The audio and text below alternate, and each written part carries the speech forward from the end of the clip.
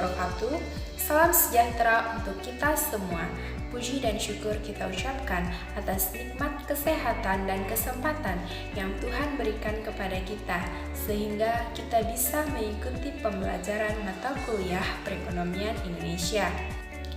Sebelumnya, saya juga ingin mengucapkan terima kasih pada dosen pembimbing yang sudah memberikan kesempatan kepada kelompok 5 untuk menjabarkan materi presentasi ini. Pada kesempatan kali ini, kami akan menjelaskan materi yang berjudul UMKM menjadi tombak utama pemulihan ekonomi saat pandemi COVID-19. Saya akan memperkenalkan anggota kelompok saya terlebih dahulu.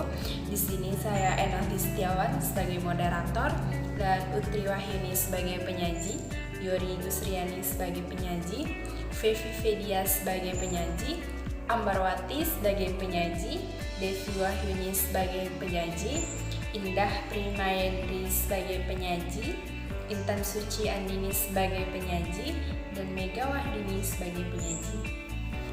Nah, langsung saja kita mulai. Kepada teman-teman, simak video berikut ini. Pandemi COVID-19 berdampak betul pada sektor ekonomi.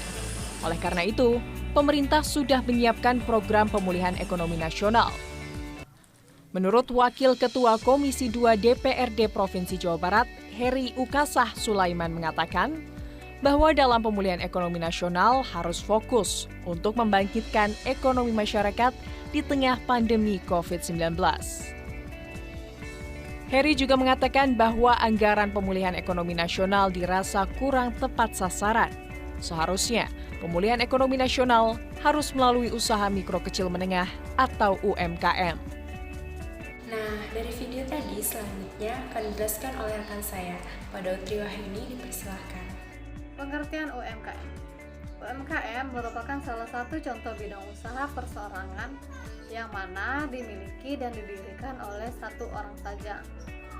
Menurut keputusan Presiden Republik Indonesia nomor 99 tahun 1998, UMKM merupakan kegiatan ekonomi rakyat yang berskala kecil, yang mana tipe usahanya bersifat heterogen dan perlu dilindungi oleh pemerintah untuk mencegah persaingan yang tidak sehat.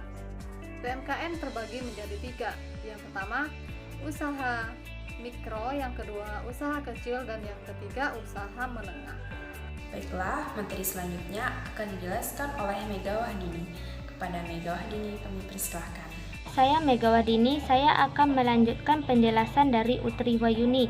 Kriteria UMKM. Kriteria usaha kecil menurut Undang-Undang Nomor 9 Tahun 1995 adalah sebagai berikut. 1. Memiliki kekayaan bersih paling banyak 2 juta, tidak termasuk tanah dan bangunan tempat usaha. 2. Memiliki hasil penjualan tahun paling banyak 1 miliar. 3. Milik warga negara Indonesia. 4. Berdiri sendiri, bukan merupakan anak perusahaan cabang, perusahaan yang tidak dimiliki, dikuasai, atau tidak berafiliasi baik, langsung maupun tidak langsung, dengan usaha menengah atau usaha besar. 5. Membentuk usaha orang perorangan, badan usaha tidak berbadan hukum, atau badan usaha yang berbadan hukum, termasuk koperasi. Materi selanjutnya akan dijelaskan oleh Fevi Fedia. Kepada Fevi, dipersilakan. Baiklah, saya Fevidia akan menjelaskan tentang peranan UMKM bagi perekonomian, yaitu sebagai wadah inovasi, sebagai wadah yang merencanakan, memiliki peranan yang sangat penting dalam suatu pembangunan bangsa, juga sebagai penggagas, penggerak, dan pengendali atau juga pemicu pembangunan sosial ekonomi dalam negara. Manfaat dari peranan UMKM bagi perekonomian adalah untuk membentuk lapangan pekerjaan, menjadi penyumbang terbesar nilai produk domestik bruto, sebagai solusi efektif untuk permasalahan ekonomi masyarakat menengah. Selanjutnya akan dijelaskan oleh Yori Gusriani. Kepada Yori, dipersilakan. Assalamualaikum warahmatullahi wabarakatuh. Saya Yori Gusriani. Saya akan menjelaskan tentang keadaan UMKM di Indonesia saat ini. UMKM menjadi tombak utama yang berkontribusi cukup besar dalam mendorong perekonomian di Indonesia. UMKM saat ini sangat terpuruk dikarenakan ada pandemi ini. Jadi banyak UMKM mikro yang terpuruk dan banyak juga yang menggulung tikar akibat pandemi ini. Untung saja pemerintah Indonesia telah mengeluarkan kebijakan untuk membantu UMKM dalam mengatasi masalah pandemi ini. Materi selanjutnya akan disampaikan oleh Ambarwati. Kepada Ambar dipersilakan. Baik, saya akan menjelaskan 3 insentif yang diberikan pemerintah khusus UMKM di Indonesia. Yang pertama, insentif berupa bantuan hibah langsung sebesar 2,4 juta untuk usaha ultramikro. Pemerintah juga melakukan pendataan ulang terhadap usaha-usaha ultramikro yang mendaftar dan ingin mendapatkan fasilitas. Yang kedua, terdapat pula bantuan kepada usaha mikro yang bersifat produktif agar mampu melakukan belanja. Dengan insentif ini diharapkan mampu meningkatkan produktivitas dan mampu mendorong pertumbuhan PDB. Ketiga, penyaluran dana kredit modal kerja bagi UMKM untuk bisa kembali bangkit dan berkembang di tengah kondisi saat ini. Selanjutnya akan dijelaskan oleh Devi Wahyuni. Kepada Devi dipersilakan. Saya Devi Wahyuni akan menjelaskan materi selanjutnya mengenai UMKM sebagai tombak utama perekonomian saat pandemi. Maksudnya adalah UMKM merupakan roda perputaran ekonomi masyarakat kecil menengah dan UMKM juga merupakan motor penggerak utama dalam mendorong bangkitnya perekonomian Indonesia di tengah masa pandemi COVID-19. Pemerintah dan semua sektor perlu mendorong kegiatan yang dilakukan masyarakat dalam pengembangan ekonomi, khususnya sektor UMKM ini. Oleh karena itu, sektor ini harus mendapat perhatian besar dari pemerintah karena sektor ini merupakan salah satu pendukung utama dalam memajukan pembangunan nasional. Materi selanjutnya akan disampaikan oleh Indah Primayendri. Kepada Indah dipersilakan. Dampak pandemi COVID-19 terhadap UMKM di Indonesia. Yang pertama, dampak pada omset penjualan. Hasil riset BI melaporkan bahwa tingkat penurunan yang terjadi pada rata-rata penjualan produk UMKM adalah 50%. Penyebab terjadinya penurunan ini disampaikan Livi sebagai keputusan UMKM untuk menurunkan harga produk dan jasanya untuk tujuan mempertahankan usahanya. Yang kedua, dampak pada permodalan. Menteri Koperasi dan UKM yang disampaikan di pertengahan Agustus 2020 bahwa kurang lebih 40% UMKM telah gulung tikar sebagai imbas sulit mendapatkan modal kembali akibat pandemi COVID-19. Dipengaruhi 2 faktor. Yang pertama, karena tidak bisa mendistribusikan produk, barang, dan jasanya. Dan yang kedua, karena mematuhi perintah PSBB dan penjarahan sosial.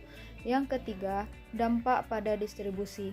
Riset melaporkan sebanyak 20% UMKM mengaku mengalami hambatan distribusi akibat kebijakan PSBB. Baiklah, selanjutnya akan dijelaskan oleh Intan Suci Andini. Kepada Intan dipersilakan. Kelas selanjutnya mengenai kebijakan yang dilakukan pemerintah untuk meningkatkan UMKM akibat COVID-19. 1. Melalui program pemulihan ekonomi nasional yang mengarah kepada sektor UMKM, yaitu pemerintah telah melakukan penempatan dana berbunga murah pada perbankan. 2. Pemerintah memberikan bantuan yaitu program subsidi bunga untuk pinjaman kredit usaha rakyat bagi pelaku usaha UMKM. 3. Kontribusi dan bantuan terakhir pemerintah ditandai dengan adanya peluncuran bantuan Presiden Produktif bagi UMKM, yang masing-masing UMKM diberikan bantuan sebesar 2,4 juta rupiah. 4. Pemerintah bekerja sama dengan LPI, yaitu pemerintah melakukan ekspor khusus untuk meningkatkan usaha kecil dan menengah. 5. pemerintah memberikan sarana transformasi bagi UMKM untuk bisa masuk dalam pasar digital, yaitu mendorong UMKM agar bisa masuk pada marketplace. Baik, itulah penjelasan dari rekan saya. Jadi, dapat ditarik kesimpulan, kegiatan bisnis para pelaku UMKM benar-benar terdampak oleh pandemi COVID-19 yang sedang terjadi sekarang ini. Terbukti dengan adanya perubahan omset, penurunan order, dan penurunan pendapatan, serta kendala lain yang terkait dengan kegiatan usaha seperti proses produksi yang terganggu, kegiatan pemasaran, dan distribusi yang terhambat. UMKM memang patut menjadi tombak utama pemulihan ekonomi di Indonesia karena sebagai penopang perekonomian nasional dalam hal menggerakkan perdagangan di semua level.